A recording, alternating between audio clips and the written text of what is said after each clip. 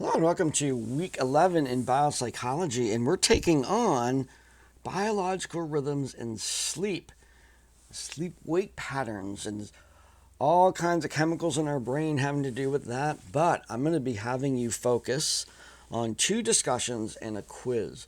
Now, the first discussion, we're going to look at your strategies that you use when you are bored. You're in a classroom, the lecture's going on, you're distracted, it's not interesting. What do you do?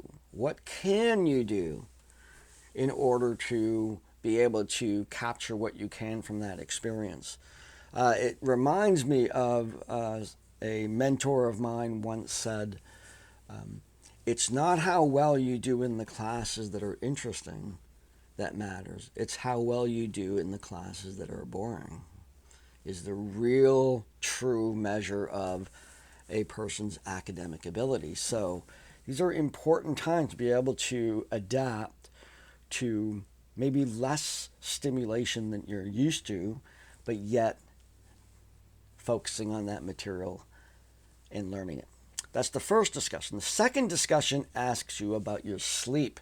A little sleep quiz to take, talk about your sleep patterns, and this is one of those things that comes along and you're like, a lot of people have disrupted sleep patterns, and these are largely detrimental to your health. And so this is when we want to take a real close look. You don't have to do this in the discussion, but take a look at your sleep patterns, and then possibly listen to what psychologists have been saying for decades about that, and maybe adjusting those patterns for a more healthy life. One of the most important aspects of a good sleep pattern is that you go to bed at the same time every night. Whatever it is, if it's 8 o'clock or 11:30, but if you're doing that all the time, your body gets into a mode of, and then once it's asleep, it has the time to be able to do the shifts between all the different stages of sleep and whatnot. But applying that information to our real, if you're studying psychology, you might as well benefit from it. There you go. Then in the quiz, I ask you about circadian rhythms to apply that. The first is looking at the circadian rhythms. At which times do you think it is most likely for people to have a stroke?